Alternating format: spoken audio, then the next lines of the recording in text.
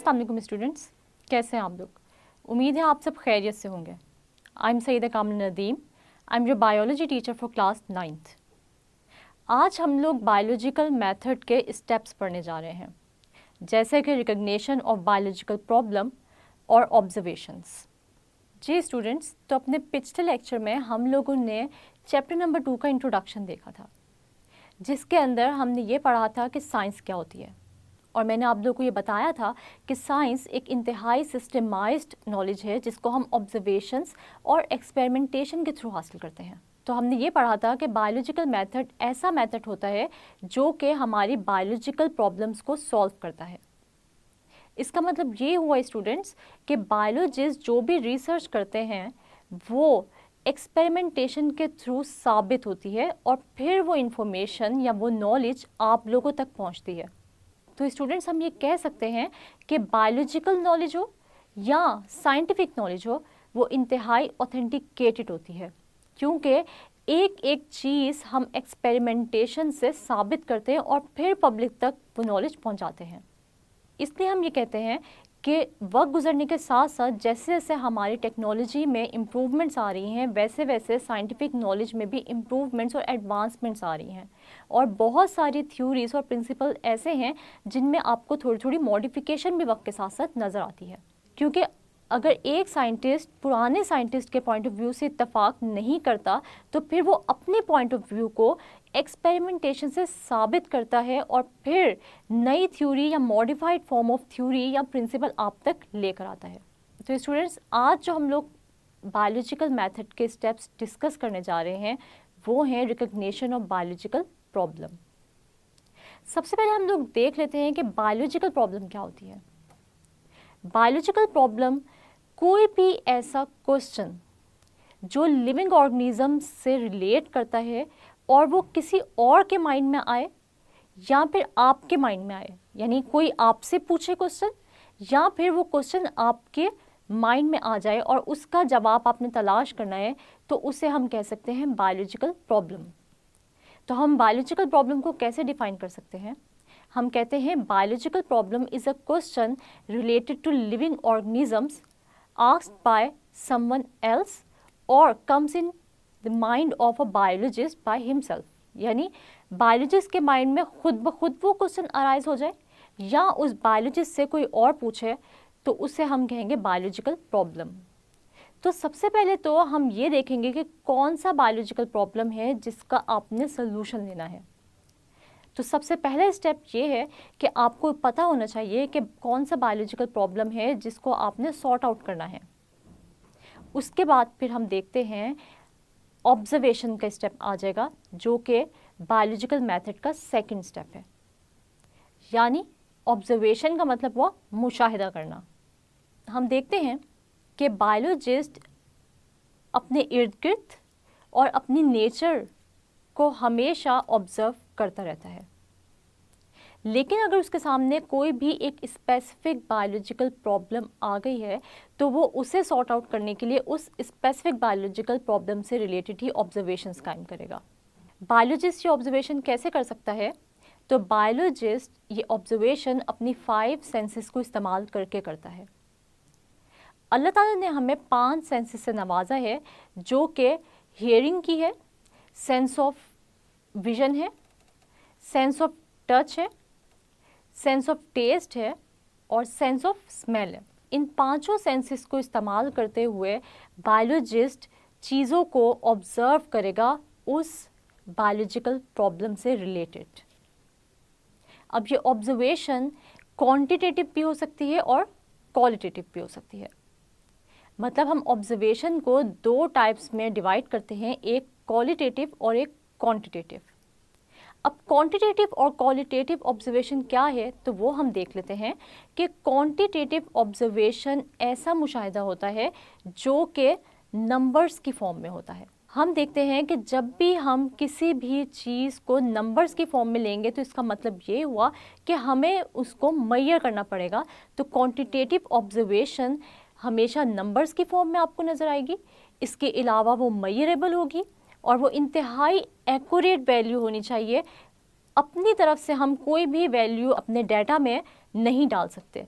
तो कोई भी ऑब्जर्वेशन, जब आप क्वांटिटेटिव ऑब्जर्वेशन की बात करते हैं तो वो इंतहाई एक्यूरेट होनी चाहिए, वो मेजरेबल होनी चाहिए, इसके अलावा वो नंबर्स की फॉर्म में होनी चाहिए और वो इनवेरिएबल होनी चाहिए, यानी हम अपनी मर्ज़ी से उस डेटा को आगे पीछे नहीं कर सकते। जो क्वांटिटेटिव ऑब्जर्वेशन आपके पास आई है उस डेटा को आप चेंज नहीं करेंगे। हम क्वांटिटेटिव ऑब्जर्वेशंस को कैसे डिफाइन कर सकते हैं? Quantitative observations are accurate, invariable, measurable and can be recorded in numbers। यानी quantitative observations हमेशा इंतहाई accurate होंगी, invariable होंगी यानी हम उनमें changes नहीं करेंगे, measurable होंगी यानी हम उनको measure कर सकते हैं और वो in the form of numbers होंगी। जबकि अगर हम लोग क्वालिटेटिव ऑब्जर्वेशंस की बात करें तो क्वालिटेटिव ऑब्जर्वेशंस जो हैं वो इनएक्यूरेट होंगी, उनको हम मेजर नहीं कर सकते, वो नंबर्स की फॉर्म में नहीं होंगी और हम उनके अंदर कुछ चेंजेस भी थोड़े बहुत ला सकते हैं। तो स्टूडेंट्स हम ये देख लेते हैं कि क्वांटिटेटिव ऑब्जर्वेशन और क्वालिटेटिव ऑब्जर्वेशन में क्या डिफरेंस है with the help of example, क्योंकि एग्जांपल से आप लोगों को ज़्यादा बेहतर अंदाज में पता चल जाएगा कि क्वांटिटेटिव ऑब्जर्वेशंस का क्या मतलब है और क्वालिटेटिव ऑब्जर्वेशंस का क्या मतलब है। लेकिन उससे पहले मैं आपको ये बता दूं कि क्वांटिटेटिव ऑब्जर्वेशंस जो हैं वो ज़्यादा बेहतर होती हैं क्योंकि उनमें एक्यूरेसी ज़्यादा होती है। कोई भी चीज़ हम लोग अच्छे तरीके से मेजर करके जो है वो आप तक पहुंचाते हैं। तो क्वालिटेटिव ऑब्जर्वेशन जो है वो इतनी रिलायबल नहीं होती as compared to quantitative observations. जी स्टूडेंट्स, तो हम लोग क्वालिटेटिव ऑब्जर्वेशंस की और क्वांटिटेटिव ऑब्जर्वेशंस की एग्जाम्पल्स देख लेते हैं। तो इसकी एग्जाम्पल में जो पहली एग्जाम्पल दी हुई है वो कह रहे हैं कि freezing point of water is colder than boiling point of water. यानी हम देखते हैं कि जो फ्रीजिंग पॉइंट है वाटर का वो बॉइलिंग पॉइंट से क्या है, कोल्डर है। इसी तरह जो उन्होंने दूसरी एग्जाम्पल दी हुई है वो कह रहे हैं कि जो 1 लीटर पानी है वो 1 लीटर एथेनॉल से भारी है। अब इसके अंदर आप लोगों को कोई भी नंबर नज़र नहीं आ रहा। इसके अंदर वो आपको सिर्फ ये बता रहे हैं कि पानी अगर उसका फ्रीजिंग पॉइंट पे है वो तो वो ठंडा होगा और अगर वो बॉयल हो रहा है तो वो गर्म होगा। इसके अंदर आप लोगों को कोई भी नंबर नज़र नहीं आ रहा, कोई एक्यूरेसी नज़र नहीं आ रही कि वो कोई आपको एक्यूरेट नंबर दे रहे हों कि इस टेम्परेचर पे जो है वो बॉइलिंग पॉइंट आता है या इस टेम्परेचर पे उसका फ्रीजिंग पॉइंट होता है।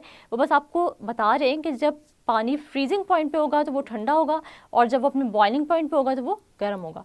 और दूसरी एग्जाम्पल में वो आपको ये बता रहे हैं कि अगर हम 1 लीटर पानी लें और 1 लीटर एथेनॉल लें तो इन दोनों में से भारी कौन सा होगा, पानी होगा। यानी 1 लीटर पानी हमेशा 1 लीटर एथेनॉल से भारी होगा। लेकिन आप लोगों के पास अभी तक कोई क्वांटिटेटिव डाटा नहीं है कि 1 लीटर ऑफ वाटर के अंदर कितने ग्राम्स हैं वाटर मॉलिक्यूल्स के और इसी तरह 1 लीटर ऑफ एथेनॉल में कितने ग्राम्स ऑफ एथेनॉल है जिसकी वजह से वो हल्का है और कितने ग्राम्स ऑफ वाटर है जिसकी वजह से वो भारी है। स्टूडेंट्स हमारे पास ये क्वालिटेटिव ऑब्जर्वेशंस थी। अब अगर हम इन्हीं की क्वांटिटेटिव ऑब्जर्वेशंस देखें तो आप लोगों को एक एग्जैक्ट अमाउंट नज़र आ रही है एग्जांपल्स में, जैसे कि वो आप लोगों को बता रहे हैं कि freezing point of water is 0 degree centigrade. तो ये एक एक्यूरेट नंबर है जो कि आप लोगों को बताया जा रहा है कि फ्रीजिंग पॉइंट पानी का 0 डिग्री सेंटीग्रेड है। इस नंबर पे या जैसे ही ये टेम्परेचर आएगा वैसे ही पानी फ्रीज होना स्टार्ट हो जाएगा। और इसी तरह अगर हम लोग इसका बॉइलिंग पॉइंट देखें वाटर का कि वाटर का बॉइलिंग पॉइंट 100 डिग्री सेंटीग्रेड है, इसका मतलब ये हुआ कि यहाँ पर भी आप लोगों को एक एग्जैक्ट एक एक्यूरेट नंबर दिया जा रहा है या एक एक्यूरेट टेम्परेचर बताया जा रहा है जिस पर पानी बॉयल होना स्टार्ट हो जाएगा। तो ये क्वांटिटेटिव ऑब्जर्वेशन होती है जो इंतहाई एक्यूरेट होती है, जिसको हम मेजर कर सकते हैं और हम अपनी मर्जी से इसको चेंज नहीं कर सकते। स्टूडेंट्स अब दूसरी एग्जांपल हम देख लेते हैं जिसके अंदर हम ये देखेंगे कि अगर 1 लीटर पानी हम लें तो उसके अंदर कितने ग्राम्स वाटर के होंगे। तो हम ये देखते हैं कि 1 litre of water consist of 1000 grams of water और इसी तरह 1 लीटर ऑफ एथेनॉल के अंदर जो है वो 789 ग्राम्स ऑफ एथेनॉल होगा। इस वजह से अगर हम लोग ये देखें कि पानी भारी क्यों है, क्योंकि उसके 1000 ग्राम्स है और 1 लीटर एथेनॉल के अंदर 789 ग्राम्स ऑफ एथेनॉल है। तो इस वजह से ही पानी जो है वो क्या होगा, भारी होगा, और जो एथेनॉल होगा वो हल्का होगा। स्टूडेंट्स, हम ये देखते हैं कि ऑब्जर्वेशन सिर्फ हम इस बेस पे नहीं करेंगे कि हम लोग जो है वो हमारे पास एक बायोलॉजिकल प्रॉब्लम आया है और हम जो है वो उसको ऑब्जर्व करना शुरू कर देंगे। पहले हम ये देखेंगे कि क्या इससे पहले इस पे रिसर्च हुई है या नहीं हुई, और अगर हुई है तो साइंटिस्ट की इस बारे में क्या राय है। तो हम पहले पुरानी इन्फॉर्मेशन को भी रिकॉल करेंगे और फिर नए तरीके से अपनी ऑब्जर्वेशन की बेस पर रिसर्च स्टार्ट करेंगे। स्टूडेंट्स, उम्मीद है आज का लेक्चर आप लोगों को समझ आ गया होगा, लेकिन मुझे ये कैसे पता चलेगा, तो मैं आप लोगों से पूछती हूँ कुछ क्वेश्चंस और आप लोग देखें कि कितने % आपको इनके आंसर्स आते हैं। अगर आप लोगों को इनके आंसर्स नहीं आते तो अपनी बुक पे इनके आंसर्स को हाईलाइट करें और प्रिपेयर करें, क्योंकि ये वो क्वेश्चंस हैं जो कि पिछले एग्ज़ाम्स में बहुत बार पूछे जा चुके हैं। जैसे कि जो हमारा पहला सवाल है वो है व्हाट इज़ बायोलॉजिकल प्रॉब्लम। तो हमने पढ़ा था कि बायोलॉजिकल प्रॉब्लम कोई भी ऐसा क्वेश्चन होता है जो आपसे कोई पूछे या बायोलॉजिस्ट के माइंड में खुद ब खुद आ जाए, तो उसको हम कहते हैं बायोलॉजिकल प्रॉब्लम। उसके बाद फिर हम देखते हैं डिफाइन क्वांटिटेटिव ऑब्जर्वेशन। तो हमने अभी पढ़ा था कि क्वांटिटेटिव ऑब्जर्वेशन ऐसी ऑब्जर्वेशंस होती हैं जो कि इंतहाई एक्यूरेट होती हैं, in the form of numbers होती हैं, मेजरेबल होती हैं और इनवेरिएबल होती हैं। यानी क्वांटिटेटिव ऑब्जर्वेशंस को हम अपनी मर्ज़ी से वैल्यूज़ को चेंज नहीं कर सकते।